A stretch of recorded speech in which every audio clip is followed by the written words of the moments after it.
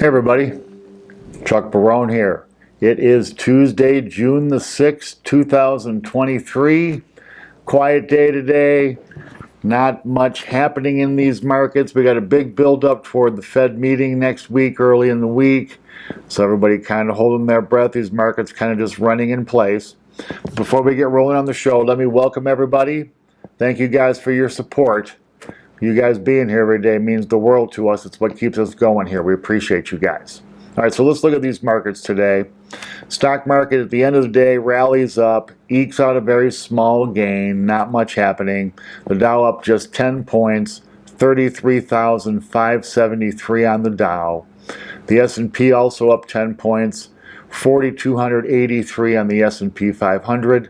The NASDAQ up 46 points, 13,276. So basically the market's not losing money really, but not much of a rally. The market's, like I said, kind of running in place here, waiting for more data, waiting for more information, trying to get a little bit of certainty, which seems to be impossible to get these days. So the market's kind of not really knowing which way to be moving. And the bond market basically the same thing. Bond market basically flat today, the 10-year unchanged at 3.70%. The 2-year up just 2 basis points, 4.50%. So there you have it. Not much happening in the bond market or the stock market. The dollar, same thing, basically up just very small, about a tenth of a point. 104.15 in the index. Still a strong number for the dollar, though, up above 104. In spite of that strong dollar, gold and silver, metals having a decent day. Well, when I say a decent day, I mean they didn't lose money in the face of a strong dollar. Gold advancing $1.30 per ounce, $1,963 per ounce. Silver up 1 penny per ounce, $23.57 per ounce. So, gold and silver holding steady. Oil today down very small, down 69 cents per barrel, $71.46 for a barrel of West Texas Intermediate. Right there in that trough where we expect it to be. In spite of the Saudis cutting another 1 million barrels per day, oil really not, there's been no spike at all this time around. And I guess maybe it stopped the fall because oil was under $70, so it rallied back up. But it really just not much happening in this market either. And Bitcoin today, to close things out, Bitcoin rallies today up $1,319, 26,973 for Bitcoin. So basically, Bitcoin rallies back and picks up almost all of what it lost yesterday. Bitcoin been choppy, but it's holding this. It seems to be around 27,000 for Bitcoin, where it seems to be comfortable. It trades a little bit up and then back down, a little bit lower, then back up. So we'll see where Bitcoin's going. Not much direction, but a decent day today in the face of all the other news in cryptos. We got some SEC activity. We got some claims of misuse of customer funds. More of that. We still got the ongoing FTX. Crypto's on the front page of the Wall Street Journal today. So in spite of all the negative news, Bitcoin rallies. All right, so let's look at news today. There's really not any data to talk about. Nothing new coming today. Tomorrow we'll start it. Thursday will be the unemployment data we need. So, until then, it's just going to be kind of quiet on these markets, and I expect the markets for the next couple of days to behave like they did today, with not much really happening, unless, of course, something unexpected comes along. But the big question now, yesterday, the big question of the day is, will the Fed raise rates again next week or not? Today, the big question, at least to me, is, will there be a recession or not? We've gotten so many mixed signals. Today I was reading the Wall Street Journal. I read every morning. Today they're talking about this new phrase. This is my favorite new one now. This is the full employment recession. I don't know how you have a recession with full employment. This is the newly minted phrase now these Wall Street guys love coming up with. Translation basically meaning we have no freaking clue what the heck's going on here. we've seen so many mixed signals in recession. Last year I was pretty much convinced we were in one when we saw the 2 consecutive negative quarters for GDP. In the first and second quarters last year, we saw the rise of inflation, we saw rates started going up. I was sure there was a recession coming, or we were in the middle of a recession. Apparently, even I'm not always right, guys. Nobody's right all the time. The idea is just to be right more than you're wrong. So we saw that last year. We still got this high inflation now 18 months, okay? Doesn't really mean anything, though. The economy is still chugging along. Massive payments to consumers now for ordinary stuff. You got rents, $2,000, car payments, $1,000, the simple necessaries of life getting priced out of reach, or being priced in such a manner that people have to get creative, multi-generational family living, people sharing cars and rides, crazy stuff, massive payments. You got borrowers tapped out, gasoline and food prices still outrageous, restaurant prices going through the roof. Man, I still can't get over the fact what they're charging in restaurants today, for a simple meal, just a simple meal with something to drink, $30 a person. That doesn't include tip, right? And the restaurants are packed to the brim, man. At the same time, we know people don't have any money saved. They don't have any money put away. They're not saving any money. We know that massive credit card debt has happened, and the average balance on a credit card now, if you have a credit card in your wallet, or you have 2, that typically means you're owing some big money on those cards. The average credit card balance around $7,500. Crazy times, right? You got, everything in the world now. This is my new phenomenon, the tip phenomenon, where even at the dry cleaner now, you pay for your dry cleaning and they want to know if you want to leave a tip. It's just silly is what it is. But consumers going for it, man. Now, who's paying the bills here, guys? If everybody is having massive records of debt and nobody has any money saved, how is it possible that restaurants and bars are still full, Vegas still winning $1 billion a month?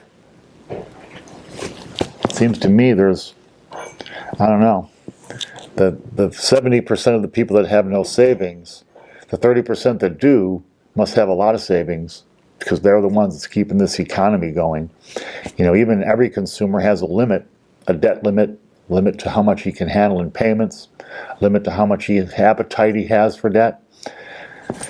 I don't know how this ends without a recession. It's going to be fascinating, because I really think that to get inflation where it needs to be, the Fed needs a recession. Maybe they don't want a big recession like we had in 2008, 9, and on. More like one of these little ones they manufacture. I think they're going to get their recession. But as of right now, they're just really, other than the big negative, everything's so outrageously expensive, there's no sign of recession really out there. Manufacturing slowing down, Silicon Valley laying people off, yet we create 300,000 jobs, 250,000 jobs. So that's a lot of mixed signals. If we see, we're going to tell it to you like we see it, for right or for wrong. Last year I got a little bit of grief when I was saying this recession may not really materialize, and people listening to other people on YouTube, who are definitely as convinced as I was for a short time we were in a recession, the doom was coming, giving me a little bit of grief. I'm the boomer, right? But anyway, so this recession, we'll let you know if we see it, guys, but as it stands right now, not seeing it. New news today, I guess the Supreme Court has yet to make up their mind on Biden's student loan debt forgiveness thing. I do believe ultimately they will rule it unconstitutional. I don't think the president by fiat can spend those kinds of billions of dollars without congressional approval. But interestingly enough, as part of this debt ceiling program, the deal they cut, Looks like student loans, again, are going to be, they've been threatening to start these up for a while now, but apparently this time they mean it. So there are going to be student loans starting back up. People with student loans are going to have to start making those payments again. It's going to sap more money out of the economy that people are going to have, instead of spending it on restaurants, they're going to have to spend it on this debt servicing now. So we'll see how that affects the economy. I'm sure we'll be reading about that. I'm sure there'll be some efforts by the Democrats to postpone this payment again. The Republicans are going to fight back on that. I think they already have agreement, so we'll see where that goes coming up in the very near future. They came out with the new Fortune 500 today, the 500 biggest companies in America. And what was fascinating on this was 4 major real estate groups fell out of the Fortune 500. Now, these are not real estate companies per se, not all of them, but just showing the effects that the Federal Reserve raising of interest rates have had on real estate. Rocket Mortgage, Rocket Companies, falls out of the Fortune 500. Zillow falls out of the Fortune 500. Anywhere Real Estate, out of the Fortune 500. Compass, out of the Fortune 500. These are big companies, guys, okay? Higher rates killing companies off. Destroying the mortgage business, that's for sure. I can tell you about my own income. But interestingly, we have this phenomenon because we had rates so low, so very low, just recently. Those low rates keeping people from selling their houses, smashing inventories to smithereens where there's no houses to buy. So the demand is there to buy houses, the supply isn't. You guys know simple supply and demand. More supply or more demand than there is supply, prices go up. That's what's starting to happen here in Vegas and all across the country. We bottomed out at about $415 here in Vegas. Prices held steady, now heading back up around $430,000 median. So we got some weird times where this real estate market really needs a price correction, but because of this phenomenon with mortgages, inventories are low, so low, the correction can't happen. I guess what will happen is they'll postpone it until the correction can happen, and when it does, it'll be twice as bad as it would be if we had it today, right? And then we have, interestingly, to wrap things up today, oil prices going down. We had Saudi come out cutting 1 million barrels of oil a day from production, and oil prices go down. And I don't really know why, because for me, oil prices are the price we pay at the pump. What that cost me to fill my car up, and I'm telling you right now, I haven't seen any relief whatsoever at the gas pump. I don't know, you guys are you guys seeing prices come down at the pump?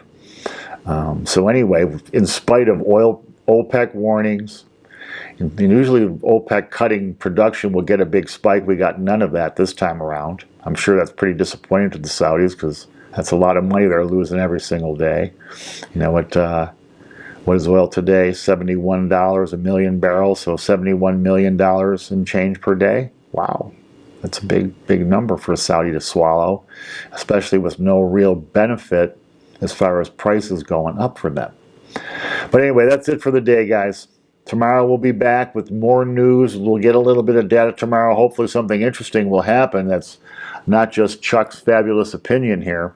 But again, we appreciate your guys' support. If you like what you're hearing on the show, please hit the like button. It changes the algorithms. It gets our shows, our videos out to more people, more opportunity for views on the videos. We'd appreciate that. Ask your questions in our comments. And if you haven't already, please subscribe to the show. Don't forget to check your notifications. Make sure you're getting those notifications every day. Again, we'll be back tomorrow to bring you guys the news you need. Until then, guys, take care.